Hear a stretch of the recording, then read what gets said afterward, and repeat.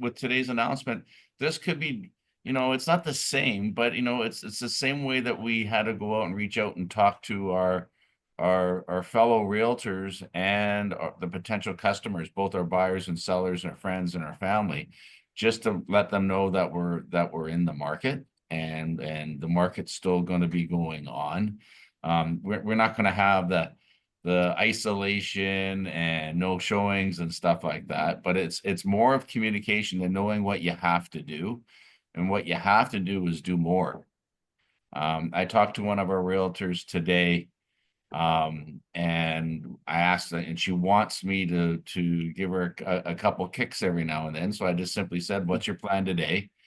And she told me what her plan today was, and I said, "Okay, when you get that done, what's the rest of your day look like?" And then I didn't get it, and so I think, and I got my message across.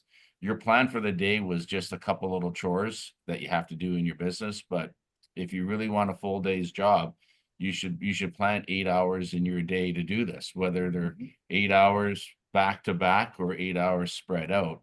You need to do more than just call a few people, right? Yeah. If you don't really have a lot to do, then you should be knowing where your open houses are. You should be having a plan for advertising on social media for those open houses, which is the topic that we have today. And to talk to some other realtors regarding potential buyers that you have, just to see what you can dig up, type of thing. So today's meeting, and I'm with Ms. Foster, is because my microphone's not working for some reason. Is It's operator error. It yeah, always You is. just want to sit beside Rhiannon for crazy not to. Crazy not to. And so today's topic is open houses, because we as the brokerage are really pushing for all our agents to do open houses, whether you're newer in the business or established. And the Yes. agent that I talked to is established and didn't really know what opens that they were going to be doing. And then and the reason for the topic was this lady beside me asked me to start getting a little bit better organized in our meetings, and that's what we're doing. Tanya sent me a note, it was probably a week ago, regarding open houses and some of the, to be honest, some of the frustrations as the listing agent has with agents that want to do open houses. So I think this is a good refresher for the established, and this is a great refresher for a great training situation for the newer agents, because there's a lot of stuff to do in an open. And some agents think it's as simple as phone Tanya, ask her if she can do an open, get the keys, attend, close up, return the keys. And that is 4 checklists on a 2-page worksheet that we have here for you on your Google Docs. And Angel, who's manning the board, has sent out that the Google Docs checklist in your email, and also she'll post it up in our chat room. But also, what I wanted to do is I wanted to get a few of you to talk about what your secrets are when you do opens, because everybody does it a little bit different. And even James Lippman sent me a beautiful email today about how he does opens and his perspective on it. So I think I'd like to start there, unless anybody has anything they want to add at the beginning for this, or do you just want me, and I don't want you to read the checklist. All I want you guys to realize is when you're doing an open house, you're on show for the world. You don't know who's going to walk in that door or walk around the property.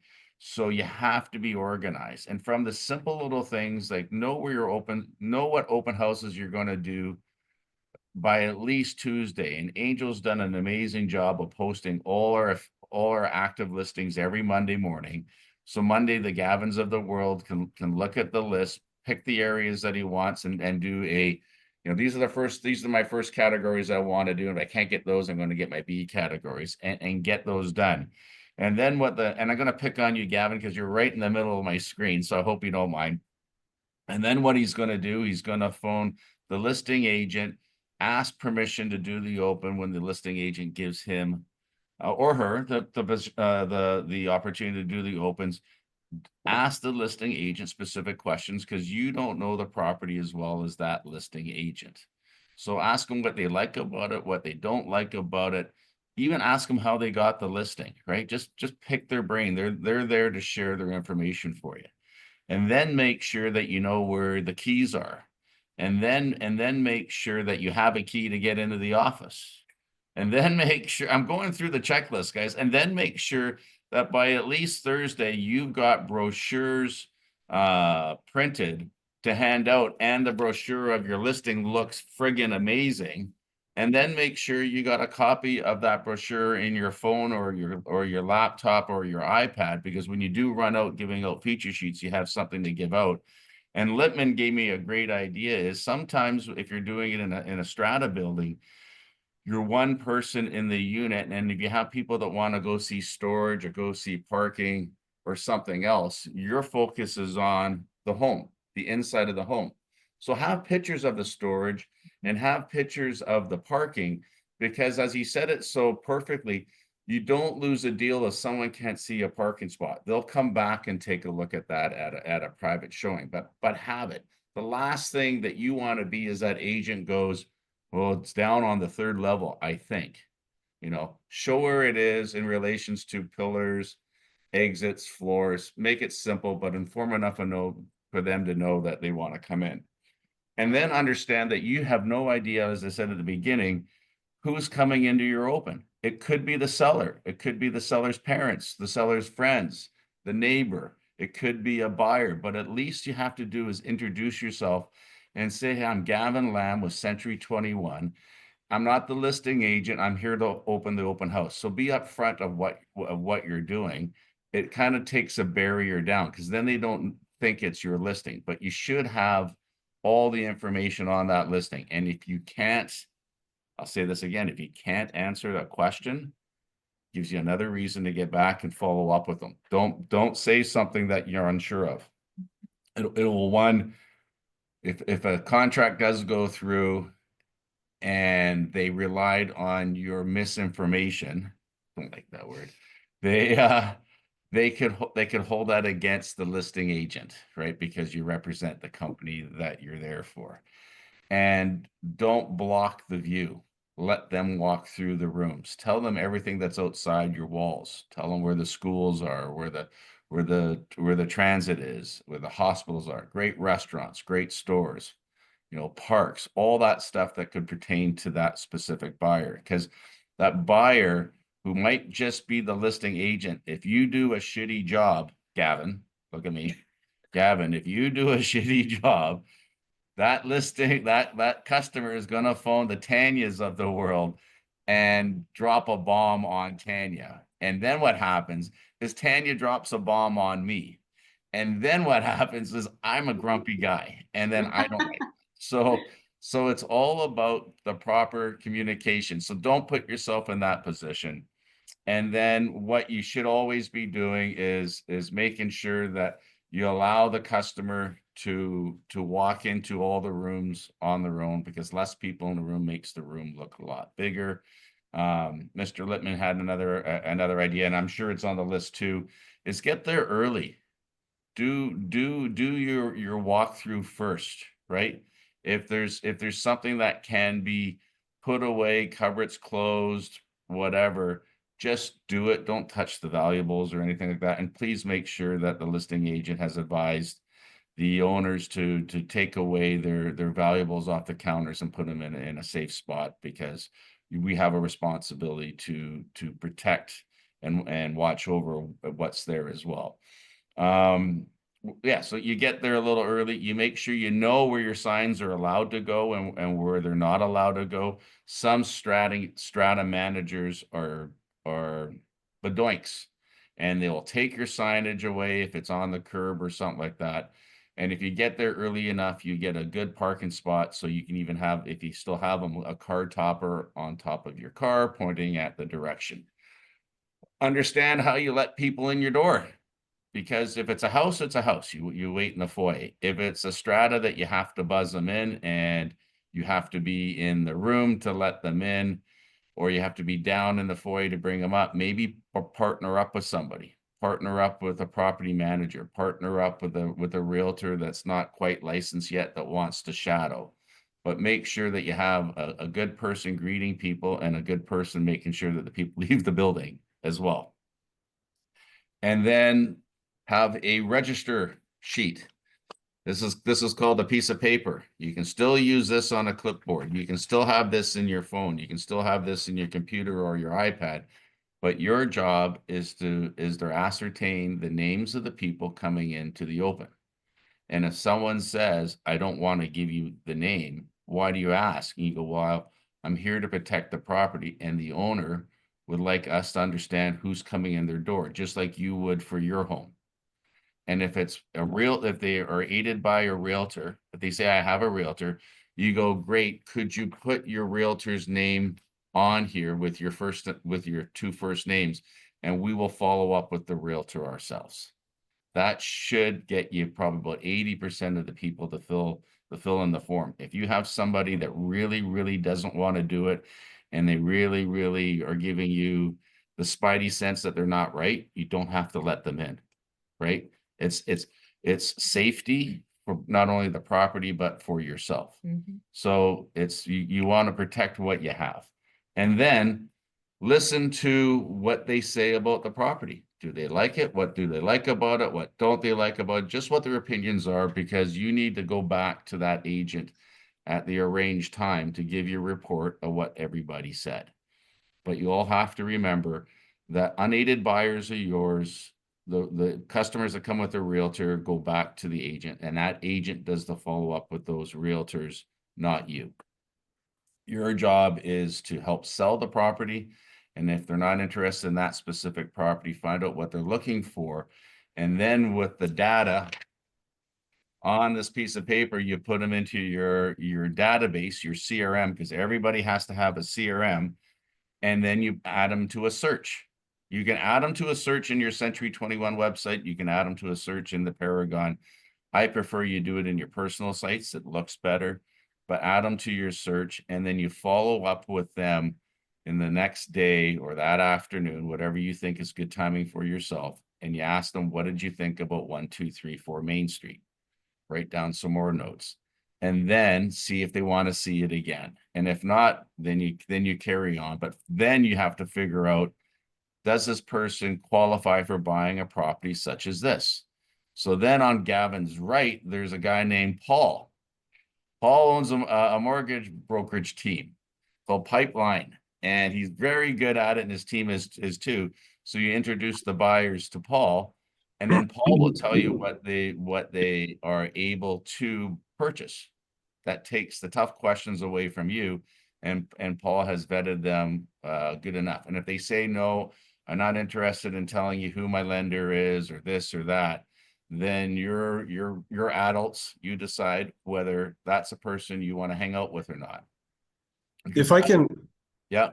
if I can add to that, Mike, on the pre-approval process, there's different levels of that. Often clients talk to a person at a bank, that might be the frontline clerk or whoever's sitting there. Their models in the banks have a rough, here's your income, this is what you should be able to afford. They don't look too deep into any of that stuff on pre-approval at all. So a lot of times people with their bank that they've been with for 20, 30 years come out with a number that in all likelihood isn't very accurate. They haven't updated employment income. They haven't checked credit. They haven't checked to see if there's any changes in their information the last 10 years because they haven't talked to them since then. So when we do look at a pre-approval, there's often two layers of underwriting. First layer is me. I can probably look at every application and know with good certainty what we can get approved at what lender. And then if we go a step further to pre-approval at the lender, they will give us a second opinion on it. So the pre-approvals you have with us are pretty locked in. If I say go ahead and look for a property, you can do that with some confidence. Okay. Great to know. So yeah, and like I said, guys, you can't help anybody buy or sell real estate if they can't afford to do it. So make sure that is one of the first pre-qualifiers. And a couple other things that I didn't mention when I was skimming at the list is make sure that you have everything set up for a proper display. If you're going to bring in treats and snacks to your open, make sure you have permission to do so. Because if they make a mess, again, Tanya's gonna get a phone call, then I'm gonna get a phone call, and we don't want that to happen. Okay, so make sure if you're gonna have that, or you're gonna bake some cookies or something like that, and make sure that you've got all your social media going, that you are doing this open on Saturday and doing the open on a Sunday. And when you're in the open, and if by chance you have some time on your own, do another promotional video of the open, but don't get in the way of the picture. Show the view, show the kitchen, show something that highlights it, and say, hey, I'm here for another 2 hours or whatever it is. But you're talking to somebody, right? You're not talking to yourself, but you're talking to your listeners. And then when it's all said and done, you leave the place better than when you found it. You leave your card there with a little note to Mr. and Mrs. Seller that you held the open, and it went well, and I'm reporting back to the Tanyas of the world. Just a little personal note will go a long way. That way the owner knows that the actual open did happen. And then you lock up, you make sure it's locked up, you turn all the lights back off that you just turned on to present, make sure the windows are closed, make sure it's your home as well, make sure it's secure. And then when you leave it, you're absolutely confident that everything was done right. And I can tell you, I've had those phone calls where a realtor didn't lock the front door or something like that. And that to me is just BS. That someone has just gotten lazy, that was rushing out to do something for themselves instead of making sure that that home was secure.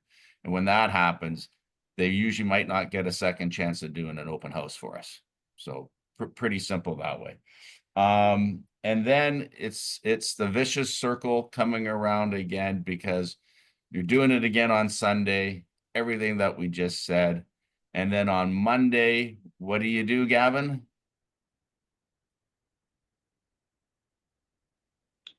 You call, you make phone calls, you call again, looking for new open houses, new opportunity. You follow up on the list that you've got, and then they're in your search, and then you look at the list that Angel has printed for Monday. You either do the same listings again, or you do some other different listings, and it's repeat, repeat, repeat. And that's one pond to fish out of to try to find real estate customers. And if you just did the scenario, if you did one open on a Saturday and one open on a Sunday, and I think if you're new to the business, you should be doing 2 and 2, and you meet 5 people every week that are unaided, it doesn't take you many weeks to get to 100 people that are shown interest in doing in purchasing real estate, or maybe even selling real estate. And they always said you talk to your first 100 people that you know well, and then they can pass you on lots of business, because those questions to those people, as you start building relationship to them, it's, what can I help you buy? What can I help you sell? And who else you know is interested in buying and selling? And then it will start to snowball. But the snowball will stay in very, very small if you don't start just doing that simple task really, really well. Because I promise you, I will never do business with a lazy person. I will never do business that puts themselves in front of me, right? Where they are the customer. They're not always right, but they are the customer, and your job is to help them with their searches. And if they're not ready yet, that means they're not ready yet. But I mean, doing open houses sometimes is like pulling up internet leads. You know, people think it's going to be instant gratification, but it's not. It builds time. But Gavin, if you got in front of 100 people that told you at some point in time they're interested in buying real estate, and you put them in your database, and you probably know that probably 10 to 15% of those people might do a transaction over a period of a year, that's huge. And then you got to remember, then there's another deal with them, because they either got to sell something or buy something or refer something. So doing something simple as an open house could change your life in this real estate business. But I promise you, if you compete with the 80% of the lazy people that are licensed in this business, you will be that 80% all day long. And I don't think anybody is sitting in this brokerage that wants to be that way, right? It's the easiest way to get in front of people. The Yeah. easiest. It's such a no-brainer. So, Tanya, why don't you give some ideas, and I'm gonna go over James's checklist as well, and then Rihanna Yeah. can do it as So well. I have some positive ideas, but I also really think it's important to go over some housekeeping stuff that has really brought challenges to me as a listing agent. So do you want to go like negative or positive first? Well, you learn from your mistakes. So No, do sorry, in mistakes, terms of, do the I'm just mistakes. talking about housekeeping. So I'm the listing agent, and can we go through that quickly? Okay, so I'm listing heavy right now. I have quite a few, so I need help, just like other realtors. And the challenges that I've found with new realtors is the top one is thinking that they can take the keys early. So I had the night of our like Thursday sip and whatever. I had 3 realtors take keys on Thursday night, saying, "Oh, I got keys for the open on Sunday," and I had to power text them, "No, you can't take keys. I have showings tomorrow, showings, and I have someone doing an open on Saturday. You can't take keys 4 days early."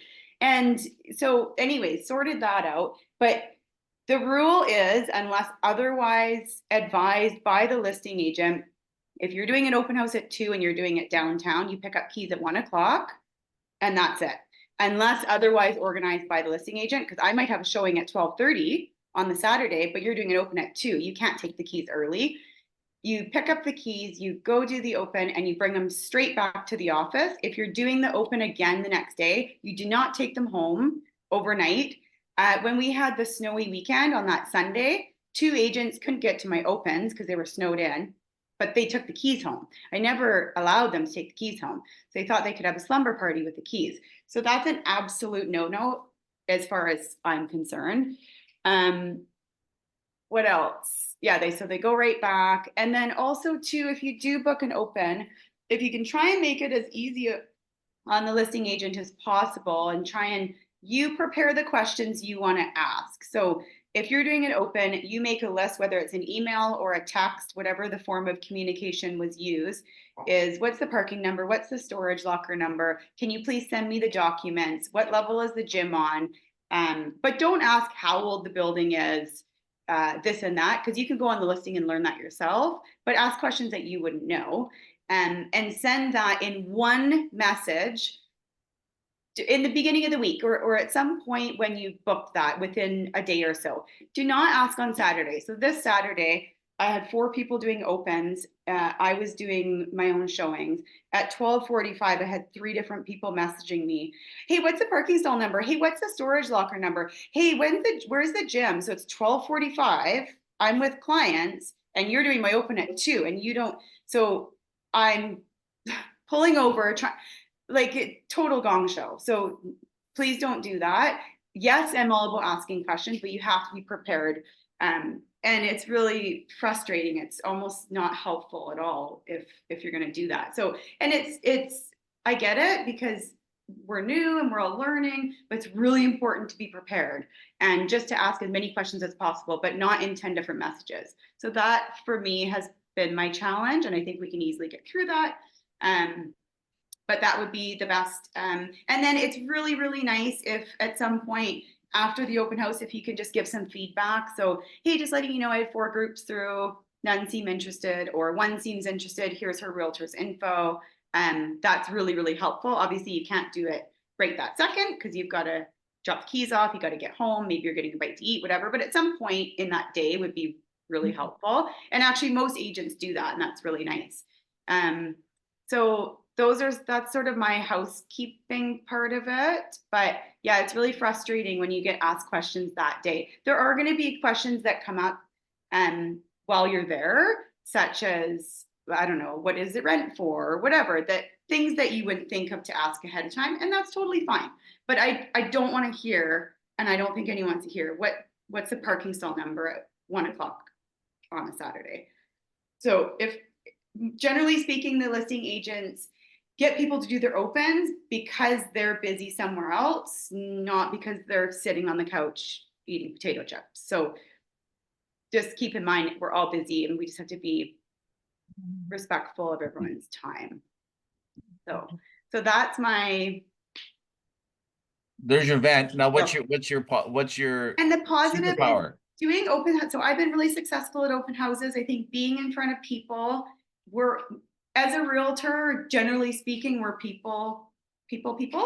So we do well in front of people, right? And so it's free to do. It's 2 hours in front of people, and you never know who you're going to meet. So it doesn't matter where the listing is. It doesn't matter if it's an ugly building. It doesn't matter if it's been on the market for 6 months. It doesn't matter if it's overpriced, underpriced. It's all about being in the right place at the right time. And you never know what that is. It could be the DoorDash delivery guy. It could be the mail guy. It could be the seller, a buyer, a potential buyer. It could be anyone. So just think about it like that, and don't be so picky and choosy about where your open house is or how long it's been on the market. Just be there. And yes, and if you're going to be early, please ask the listing agent, because a lot of properties are tenanted and you can't just show up at 1:30. You have to. So if you can only walk in the door just a few minutes before, but please ask if you are going to go early, and usually yes, and we'll coordinate that. But it's not your day to be able to walk in anytime.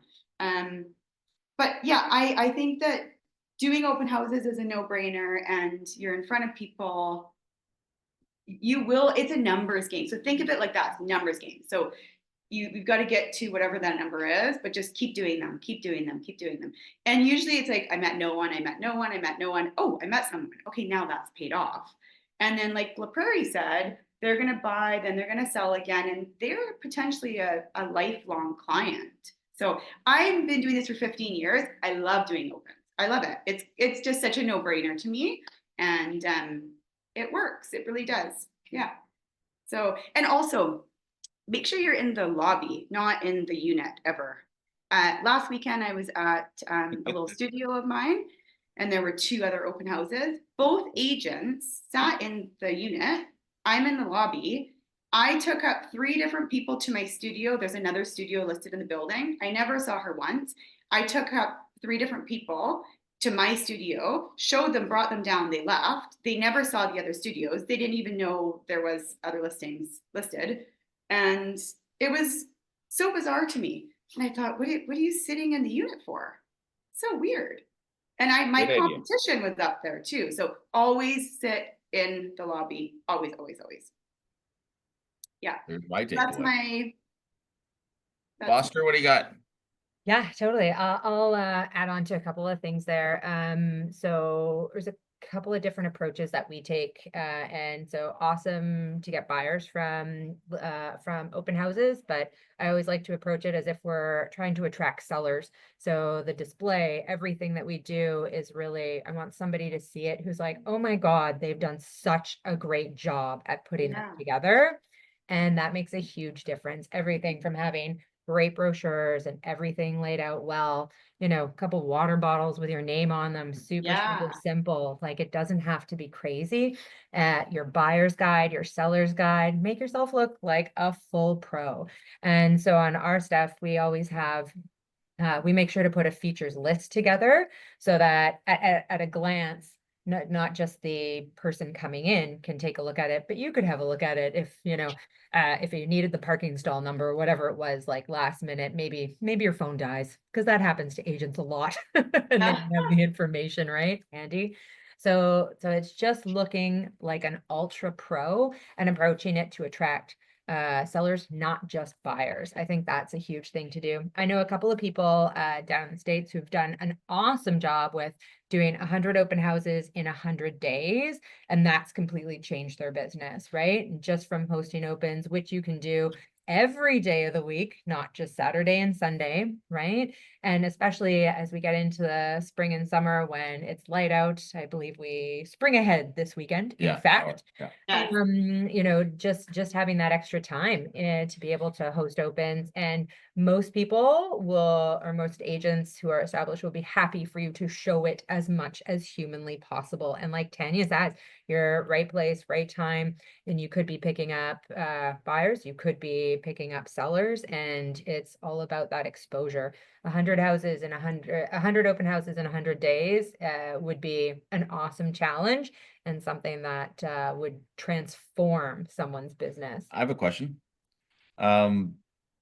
You bring in your comparable listings? Yeah, all the Okay, time. and you print them on your feature sheet with your pretty face and everything up there, right? Yeah, I And you have s- and you staple it in there? Binder. Good life lesson, guys. Great idea. Yeah, totally. And I think those are like the big things. Yep. But yeah, but like Tanya said, like there's, you know, treat it as if it's your listing, right? You should be the most Yeah. knowledgeable person in the room about that. So like Tanya said. Yep. And then a couple more Lippmann isms. Name badge. They don't know who you are. If you have a name badge, wear it. If you don't, get one. There's a fellow out there, David Richardson, works for Remax, been doing this business since Jesus was a cowboy. He walks around every day with his name badge, and he That's said great. he gets a couple of transactions every year because of his name badge. And he's Yeah. a creature of habit. He goes to the same places for lunch and stuff like that, but always wears a name badge. He said, not Lippmann-ism. I'm picking on you, James. That's good. Can you Smile get and have Angel to send out an email with an order form if people want to order them? Angel can order yeah, that. Angel, would you send a link out to everybody in an email regarding the suppliers that do name badges? Lippmannisms, smile, have some fun. It's your time to shine. Tanya said that as well. This is a relationship business. And it's not just doing an open house and getting lucky when the person, if a buyer does come in for the property or something else, but you've practiced, you know what to do. Because even if that buyer comes in and you screw it up, you screwed it up. So don't screw Yeah. it up. Yeah. Dress to impress, be ready, be informed. If there's a concierge in the building, say hi to the concierge. Maybe drop off a coffee, a Starbucks gift card. Ask the concierge about what the building's like. They might have a little bit more insight to what the listing agent does. Yeah, And good idea. concierge, if you build up some great relationships with these concierge, like if I was someone to do a plan, I would find 10 buildings with 10 concierges and I would go visit them once a month with a Starbucks gift card just to say hi, checking in, anything new I should know about the building, because you never know what that conversation is going to come up and say. And yeah, an obvious one, hey puppy, an obvious one is make sure that you know if it's vacant, owner occupied, or tenanted. Yeah. And if it's tenanted, make sure that the listing agent has done everything that they should have done to give the tenant notice that you're coming in. Yeah. Because most of the time you won't have a problem, but sometime you might just get that one tenant that either wants to stay or keep it messy, and that's why you want to show up a little bit early and maybe get the number of the tenant to give them the heads up that you're coming in a little bit earlier to do a walkthrough to make sure everything's okay. The tenant can play hardball on you in that way, but you say, it's not like walking in to an open house for the owner or it's vacant where you can go in half an hour early just to do a walk around. The tenant might stick you to the time, but get in there a little bit early, because the last thing you want to see is angry tenant bill. Well, Right. or the last thing you want to do is walk into a space where the tenant hasn't been notified of the open house and you're walking in on something maybe a little less sacred. Yeah. Yeah.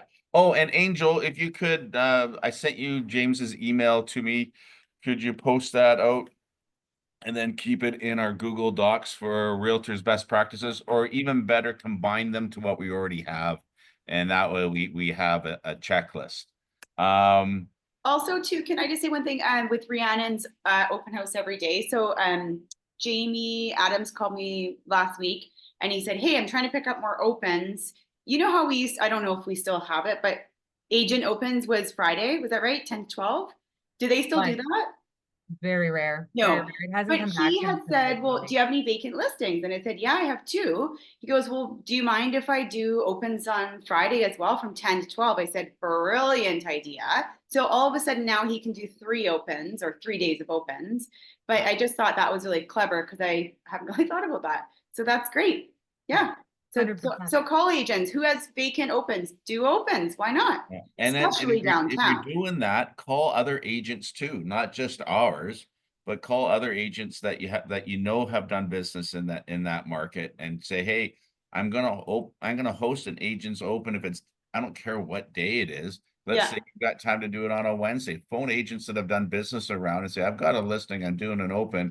Do you want to come in and see it, or bring in a customer before the weekend? Yeah. First they're going to say is no, but you got to remember, you have to build great relationships with your licensees here, your staff here, and fellow Yeah. realtors on the outside. People want to do business that they like and they respect, and that are good to deal with. It's not like you're a pushover, but they want to do business with someone that they know. Yeah. Doug, you're quiet. I know your thing wasn't working. Is it still not working? Because we've been talking the whole time. Literally. No, I'm here. Good. To Do you have enjoy the anything to show. add with all your years of wisdom? Yeah, a couple of things there, Mike. When for these new realtors, I usually pay a referral fee to them, a small one. If a realtor comes through and the property is sold under their watch. And that just kind of gives them a little bit of something going forward. The other thing that I like to do is I always pay full pop on the listings. I don't cut it down. I don't do 1.5 or whatever. I put the full, 3.225, 1.1625, because a lot of people looking at these listings, if they see it discounted, they think it's kind of like the 1% guys, not that much. But the other thing I've done also recently, in the sale last year and late last year, is we put the full amount in dollar value on the listing agreement. I put $30,000 was the for the total listing amount. We're going to pay the cooperating brokerage 12, and then we're going to keep 18 on that one there. So on the MLS, I put $12,000 period. Doesn't matter what the price is, it was 12 grand. So that kind of that's a little different, but it's totally legit, right? You can do that. And if you want to look a little different out there, but make sure you calculate out what the cooperating brokerage's commission should be at full pop, and then put a little bit more, a little, $200-300 more, whatever. And I think as we move into a buyer's market, guys, you're really going to have to sharpen your pencils. Now, I know everybody's been cutting corners, and it's going lower and lower and lower. I see 3.2 and 1.15 and things like that. And I think it's important as a company, as Century 21, that we're seen as a full pay real estate company. And we explain that to your client that way. We pay full pop, and when the realtors are looking at it on the MLS, they know that we're a full-fledged company. And the only thing I could say about you, Tanya, when you go down to the lobby, what I've found is that doing townhouses, I open the garage door and put a sign out front of the garage door, because a lot of people like to come in the bottom. And I was sitting in one upstairs there watching everybody going to this other guy. His front door was in our back door, and they're all going in there, and I'm like trying to run down there to kind of get them over to us. Yeah. It was driving me nuts, so I just opened the freaking door and I put another sign out there and come on in the garage door. Yeah, exactly. And one client got mad at me. She says, well, mice get in there. So she made me close it. And I'm like, oh no. But Yeah. you do what you do, right? Anyway, Fair. Yeah. that's all I got, Mike. Okay, so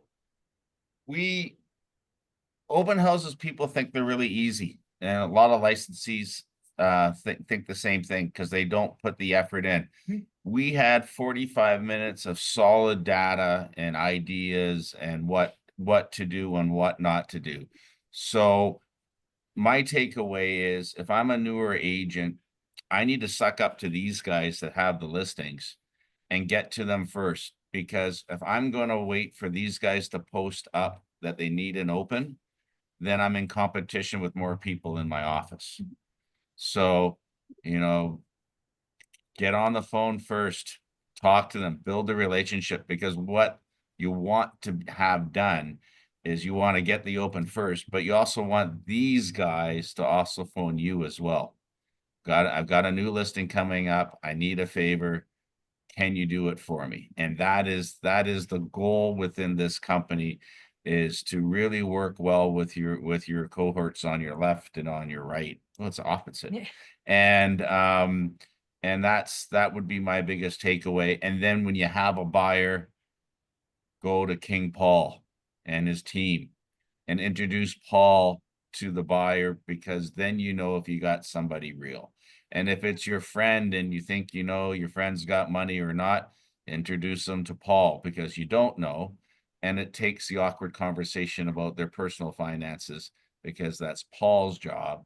And he knows how to ask the right questions and get the right data, so he can go back to you and say, absolutely, they're qualified, but here's the limit. So, How many Could I- agents do we have in our office, LaPrairie? pardon me, How many agents do we have in our office? 113. So I'm just so And 12 confused. and 12 property managers. Okay, I'm so confused why I really think we need to encourage, as far as I'm concerned, every realtor should be doing open houses every weekend, but it's really hard to get them covered. So where is everyone? You know, that is the $1 million pill, and that's what I'm fighting for right now. That's why I'm making the calls to the realtors on the way into work, saying, what are you doing? Do you got your opens done yet? Because it's a battle cry, right? Yeah. So trust me, it's what we need to do, because we don't have a ton of listings, like everybody doesn't have a ton of listings, but we should have a lot of our listings exposed in the marketplace for people to see. It's good for the sellers, it's good for the realtor, it's good for Yeah. brokerage, and it's good for the market. So people see that there's actually listings out there, right? Yeah. And with detached homes, you got your signage out there, but with condos and townhouses, sometimes signage is limited or Right. isn't allowed. So anyway, it's another form of marketing. Yeah. I don't think I have anything else to add. Well, Foster does. Yeah, not on the open house side though. Okay. So if you want to wrap up that part, or can I go? No, go right ahead. Quickly for everybody out there, I got a call from my insurance broker. There's a moratorium right now on earthquake insurance. So 7 days right now. I know Doug's laughing, but it's true. So the suggestion is to go ahead for your clients, talk to their insurance broker to Yeah. Good all of the point. regular insurance for their building, fire, water, overland, all of that, whatever you need. And then once the moratorium is done, you can add that in back afterwards. But right now it's 7 days, potentially to be extended. Sorry, what do you mean by the 7 days, Rhiannon? So they've capped it for the next 7 days. They will not be issuing earthquake insurance in British Columbia. You won't be able to buy it, but if you have Why it, is that? Because of all the earthquakes lately? Correct.